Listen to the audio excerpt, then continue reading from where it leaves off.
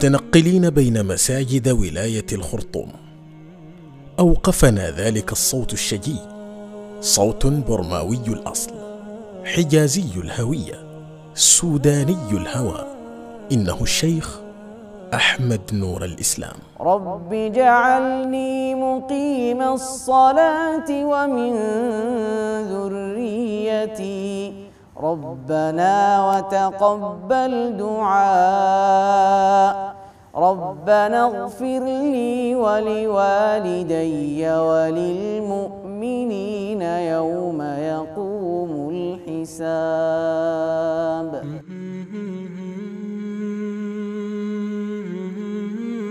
اسمي أحمد نور الإسلام عبد السلام نصير محمد.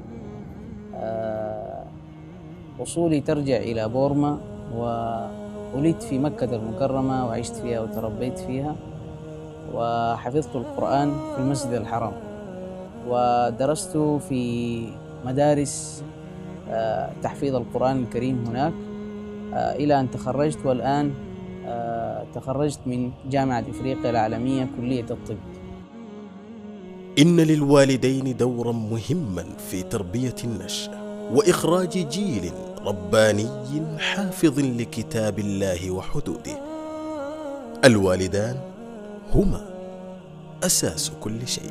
والله الحمد لله، بفضل الله تعالى علي، من علي بوالدين يعني كريمين اهتموا بتحفيظ القرآن لي، ويعني بدأ الوالد بتحفيظي بدءا من قاعدة نورانية للأحرف الهجائية، وكانت الوالدة أيضا تعلمني دائما في البيت وتحرص علي، والوالد بدوره أيضا يعلمني القرآن الكريم ويقرأ علي القرآن الكريم ثم أحفظ منه.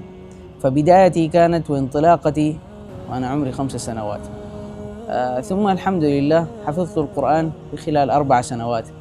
كان الوالد يعني دائما يصطحبني في عملي ويحفظني القرآن، أسمع عليه الدرس، وجنب الدرس وهو ما يسمى بجنب اللوح وأسمع عليه المراجعة، وكان يصبر علي كثيرا يعني. أيضا من ضمن الفترات أيضا التي قضيتها في الحفظ في الخلاوي، إضافة إلى الحفظ مع الوالد في عمله وفي بيتي.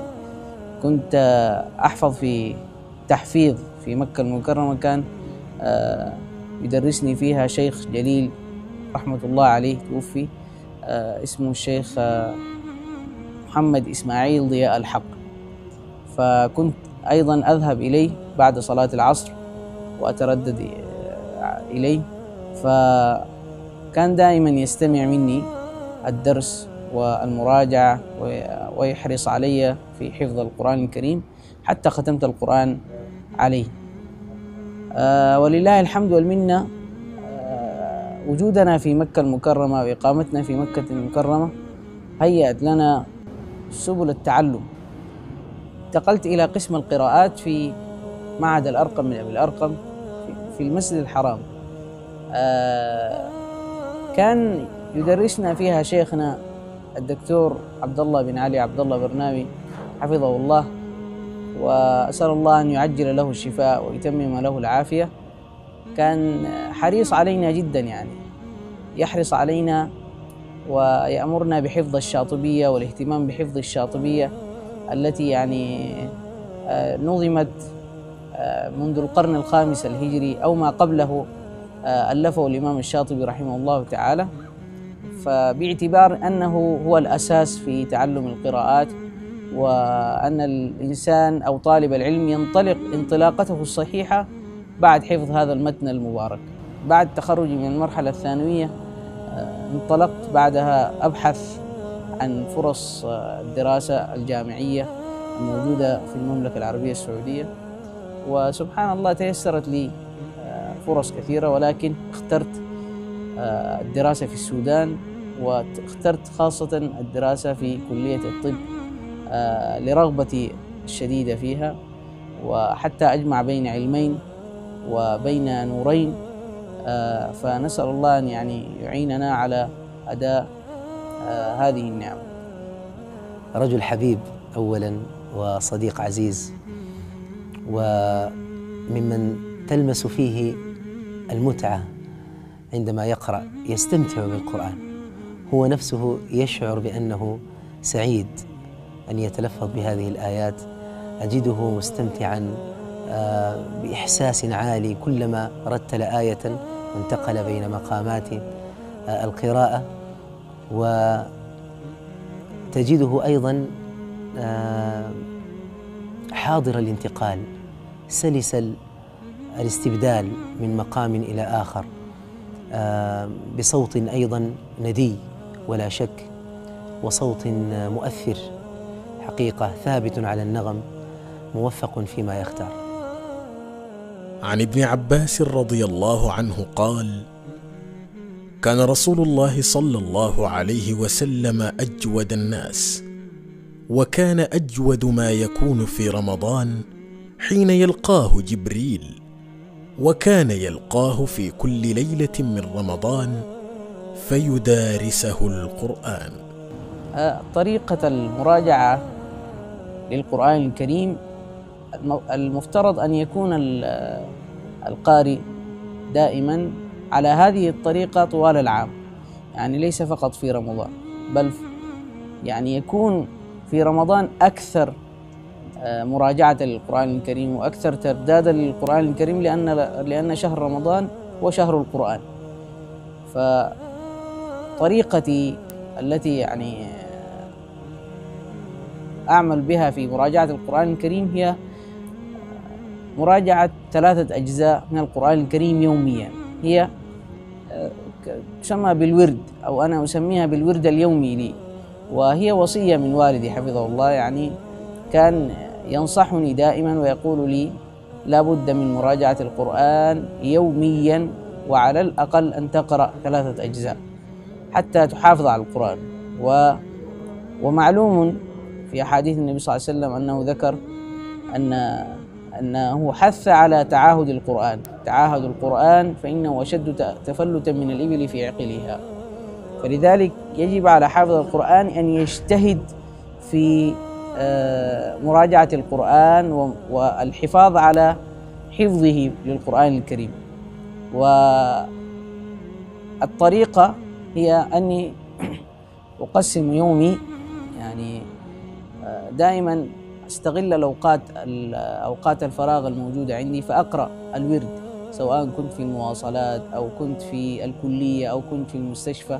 فإذا وجدت وقت فراغ أبدأ بقراءة الورد، هذا الورد اليومي دائما. يعني أريد يعني أن أقول أن الإنسان إذا كان عنده ورد خاص يقرأ به في أوقات فراغه في اليوم يستطيع أن يقرأ أكثر من 3 أجزاء، ليس فقط 3 أجزاء، ولكن الإنسان ما ينتبه على وقته ويضيع وقته سدى. لذلك حتى الإمام الشاطبي يقول: فيا ضيعة الأعمار تمشي سبهللا. وأنا أجعل مع مراجعة القرآن الكريم ورد استماعي، يعني أستمع من الطلاب.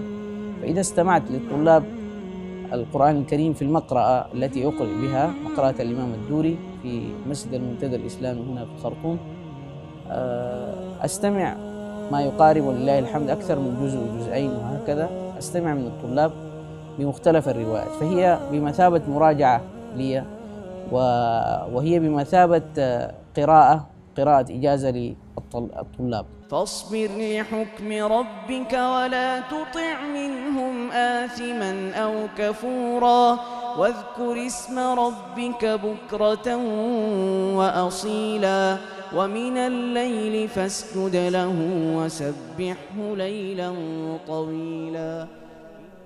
مشاعر لا توصف، مشاعر بين مكة والخرطوم، روحانيات، شوق وترقب، استعداد وتأهب.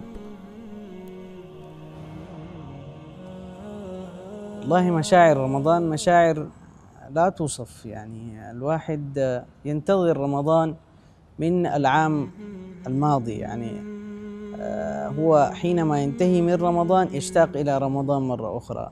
كل ما ازداد الإنسان قربا من رمضان يزداد شوقه وحنينه لهذا الشهر المبارك، خاصة وأن رمضان حافل بالعبادات والطاعات وقراءة القرآن والذكر واستماع لتلاوات القرآن.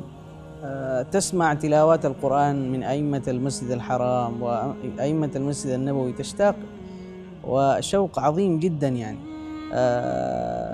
الإنسان إذا ما استطاع أن يبلغ هذا الشهر فهو يعد محروم. نسأل الله لا يحرمنا من هذه النعمة، وأن يبلغنا شهره المبارك، ويبلغ جميع المسلمين في جميع أقطار العالم، أن يبلغهم هذا الشهر المبارك.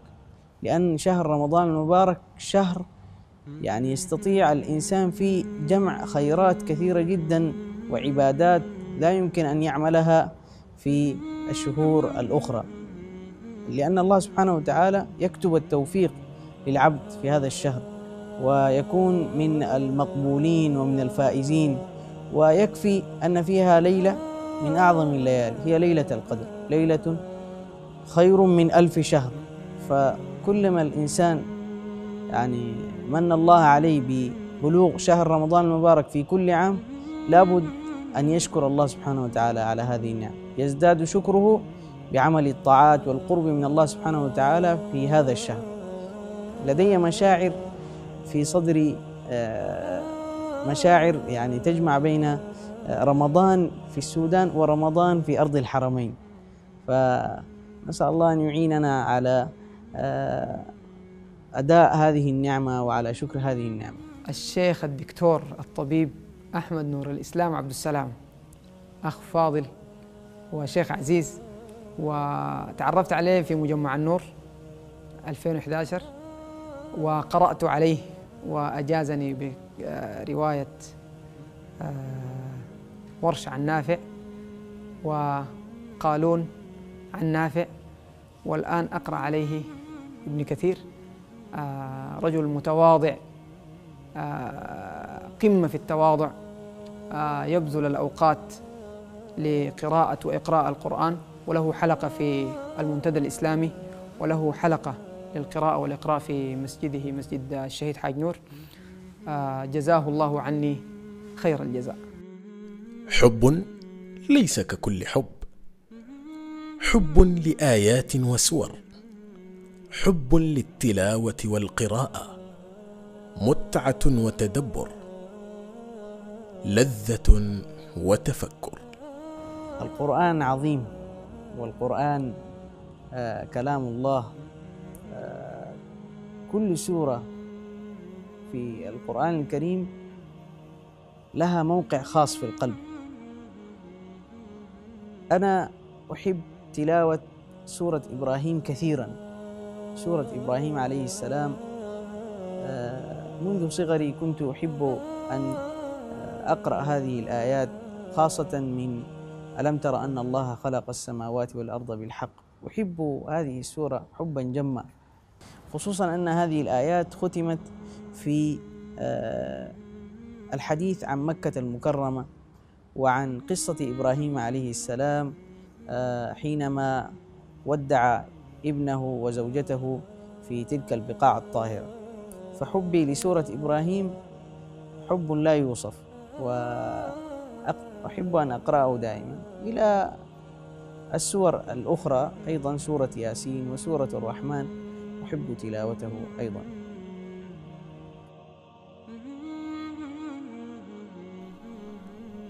متعة ولذة يشعر بها قارئ القرآن حينما يتلو آية كتاب الله تعالى، متنقلا من قراءة إلى قراءة ومن رواية إلى أخرى.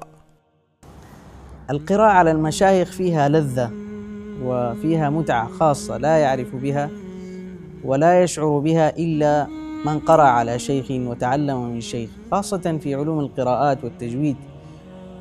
من الله علي بالقراءة على أعلى القراء إسنادا في العالم. قرأت عليه بالقراءات العشر الصورة على الشيخ مصباح بن إبراهيم بن محمد علي ودن، ونلت منه الإجازة والإسناد والحمد لله رب العالمين. ولكن أتمنى أن أقرأ على شيخ القراء بمصر وهو الشيخ الدكتور أحمد بن عيسى المعصراوي. وأتمنى أيضا في نفس الوقت أن أقرأ على الشيخ محمد كريم راجح الذي هو أيضا من مشايخ الإقراء وهو شيخ قراء دمشق، فهما يمثلان أعمدة القراءة في زماننا هذا، عمدة القراء في الشام وعمدة القراء في مصر. نلتقيكم في الحلقة القادمة من صدى المحراب في الجزء الثاني من حياة الشيخ أحمد نور الإسلام. في أمان الله.